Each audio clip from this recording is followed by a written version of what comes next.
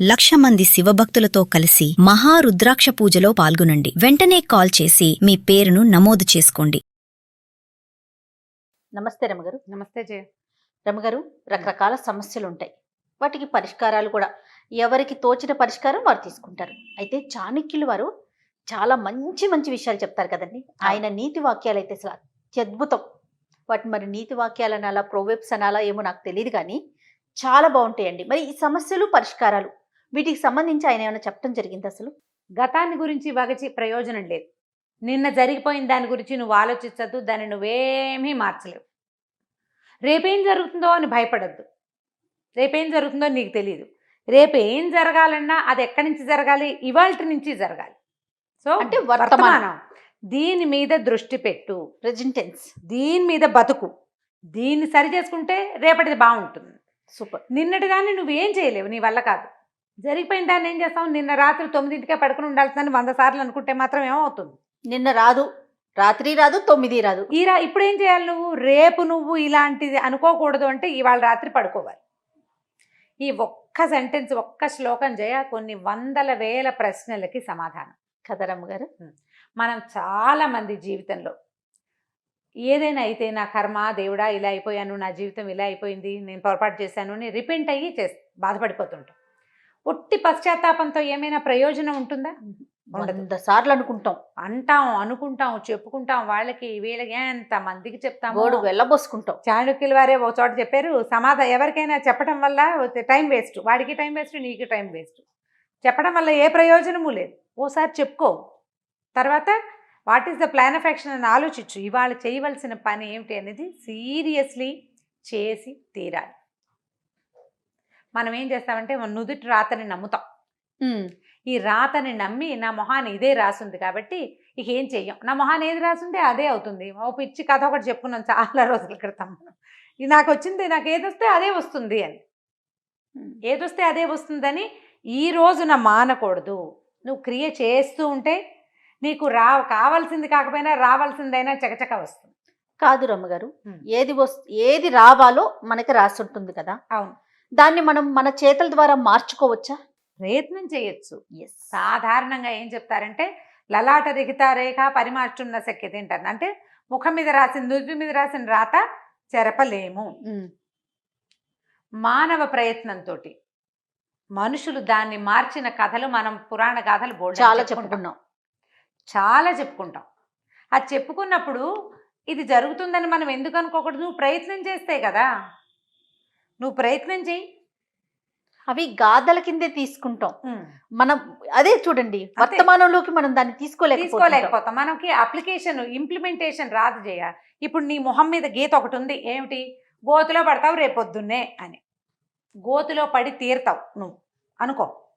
ఇప్పుడు నువ్వు ముందు రోజు సాయంత్రం ఒక నలుగురికి రేపొద్దు నేను గోతులో పడతాను రా అని చెప్పావు.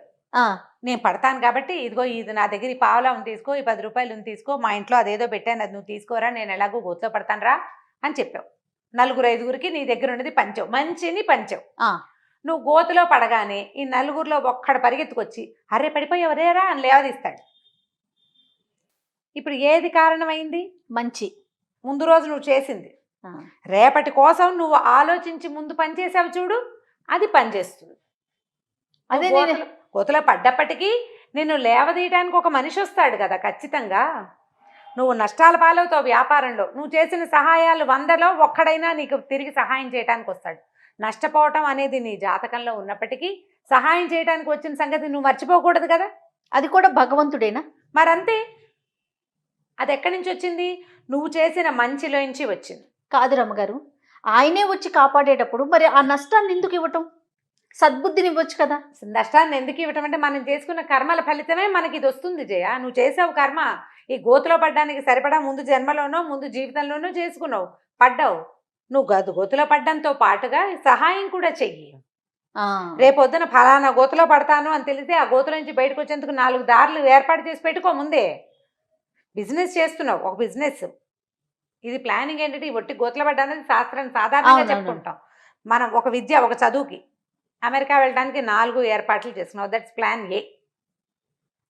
అది ఫెయిల్ అయితే నా కర్మ అని కూర్చోకూడదు. నువ్వేం చేయాలి? అమెరికా ప్లాన్ తో పాటుగా కెనడా, ఆస్ట్రేలియా BCDలు ఏర్పాటు చేసుకోవాలి. ఇవాళ ప్లాన్ చేయి సరిగ్గా. నువ్వు ప్లాన్ చేసింది నీ ఒకటి మిస్ అయితే రెండో ప్లానింగ్ నీ కోసం సిద్ధంగా ఉంటుంది. ఇంత పెద్దది కాకపోవచ్చు, ఇంత చిన్నది అవ్వచ్చు, కానీ but plan is there no కదా. రెండో ప్లానింగ్ తప్పకుండా ఉంటుంది. మనం జీవితంలో ముందుకు వెళ్ళేటప్పుడు ఎప్పుడు 4 రకాలుగా ఆలోచించుకుని పనిచేయాలి. నిన్నటి దాన్ని తలుచుకుని ఇవాళ మానేయద్దు, రేపటి దాన్ని తలుచుకుని భయపడద్దు. ఈరోజు నువ్వు చేయవలసింది ఏంటంటే నిన్నటిది వదిలేసి ఇవాళకి ఫుల్ఫిల్డ్గా పనిచేయి రేపటి కోసం. ఈరోజు నువ్వు బాగుంటావు, రేపు కూడా నువ్వు బాగుండటానికి ఒక అవకాశాన్ని ఇవాళే కల్పించుకున్నావు నువ్వు. దీని మీద దృష్టి పెట్టుకో. ప్రధానమైనది అది. అలెగ్జాండర్ విషయాలు కొన్ని చెప్తూ ఉంటాం. అలెగ్జాండరు ఈ ప్రపంచ విజేత అవడానికి ముందు ఒక నగరానికి దేనికో వెళ్ళాడు. ఆసియా ఖండాన్ని జయించాలంటే అని ఏం చేయాలో అక్కడ ఒక చోట ఉందిట. ఏంటంటే అదొక పెద్ద రథాన్ని చాలా బలమైన తాడుతో కట్టి ముడేశారట. ఈ ముడిని ఎవడు ఊడదీస్తాడో వాడే ఆసియా ఖండాన్ని జయించగలడు, లేనివాడు లేడు అని చెప్తున్నారు అక్కడ వాళ్ళు. ప్రతి వాళ్ళు ట్రై చేస్తున్నారు ఆ ముడి ఊడదీయడానికి. చాలా మంది రాజులు ప్రయత్నించి ఈ ముడి విడలేదు కాబట్టి ఆసియాని జయించలేమనుకున్నారు. అలెగ్జాండర్ అటు ఇటు చూసి వరలోంచి కత్తిసి పాట్మని ఆ ముడి ఎక్కడుందో ఆ తాడుని నరికేశాడు.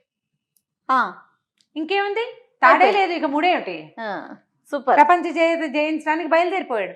జయించగలిగాడా లేదా అనేది వేరే కథ. ఇక్కడ ఆగిపోలేదు, వెనుదిరగలేదు, ఆగిపోలేదు, తర్వాత పని ఖచ్చితంగా చేశాడు. ఇప్పుడు ఇక్కడ ఆగితే మనం అలెగ్జాండర్ పేరు ఎందుకు చెప్పుకుంటాం? ముడిప్పలేని చాలా మంది రాజుల్లాగానే అలెగ్జాండర్ పేరు కూడా ఆ గుంపులో కలిసిపోయేది. నువ్వు గుంపుల్లో కలవకు. నువ్వు చెయ్యాలంటే తెగించు, సాహసించు, ప్రయత్నించు. నువ్వు ఎంత ట్రై చేస్తే అంత రేపటి ఫలితం బాగుంటుంది. నిన్న నేను ఫెయిల్ అయ్యాను కాబట్టి నా కర్మ ఇంతే అని నువ్వు ఈరోజు కూర్చుంటే రేపు కూడా నువ్వు కూర్చోవాల్సి వస్తావు. నిన్నటిని జ్ఞాపకం చేసుకోవద్దు, ఫెయిల్యూర్స్ని గుర్తు చేసుకోకు. ఫెయిల్యూర్ నుంచి నువ్వు పాఠం నేర్చుకో. అది ఇప్పుడు సరిగ్గా చెయ్యి, రేపటికి బాగుండేటట్టుగా. ఈ 3 వాక్యాలు ఎప్పుడు గుర్తు చేసుకోవాలి. గతాన్ని తవ్వకు, భవిష్యత్తు మీద భయాన్ని పెంచుకోకు, వర్తమానాన్ని జీవించు, వర్తమానంలో పనిచేయి, వర్తమానంలో యాక్టివ్గా ఉండు. సూపర్. ఇది పెట్టావా ఇవన్నీ పోతాయి. నువ్వు కిందటి సంవత్సరం ఫెయిల్ అయిన సంగతి ఈ సంవత్సరం నువ్వు సాధించిన విజయాల ముందు వీగిపోతుంది. ఫస్ట్ ఇయర్ రాలేదు, ఫస్ట్ టైం ఏదో ఇంజనీరింగ్తో ఇంకోటో సీట్ రాలా, సెకండ్ ఇయర్ మంచి మార్కులు వచ్చినాయి, సాధించాడు. ఇంతకుముందు ఫెయిల్ అయ్యాడు అనే మాట ఎవరికైనా గుర్తుంటుందా? లేదు కదా. నీకు కూడా ఎంత కాన్ఫిడెన్స్ ఉంటుంది? అంతే కదా. అది భవిష్యత్తుకి ఆశలు చూపిస్తుంది. కాబట్టి ఇట్లాంటి ట్రయల్స్ వేయాలి ప్రతి వాళ్ళు. అసలు ప్రతి విషయంలో భలే బాగుంటాయి. ఇప్పుడు ఇది ఒక విషయంలో కాదు, వంట దగ్గర నుంచి చేయ. అవునండి. ఓ కూర వండటం దగ్గర నుంచి, ఓ వస్తువు పని తయారు చేయటం, ఓ బట్టలు ఏమన్నా కుట్టడం, ఓ ఇల్లు సర్దటం, ఓ ఉద్యోగం, ఓ వ్యాపారం, ఏది చేయటానికైనా ఇదే పద్ధతి. నిన్న ఫెయిల్ అయ్యామని దిగులు పడద్దు, రేపు ఏమైపోతామో అని టెన్షన్ పడద్దు. దిగులు టెన్షన్ రెండు మానే, పని చేయి ఈ రోజు వర్తమానంలో కష్టపడి. అంతే. Super. Thanks to Chanakya. Okay రమగారు, నమస్తే. నమస్తే జయ. సుమన్ టీవీలో మీ పర్సనల్ అండ్ బిజినెస్ ప్రమోషన్స్ కోసం కింది నెంబర్కి కాంటాక్ట్ చేయండి.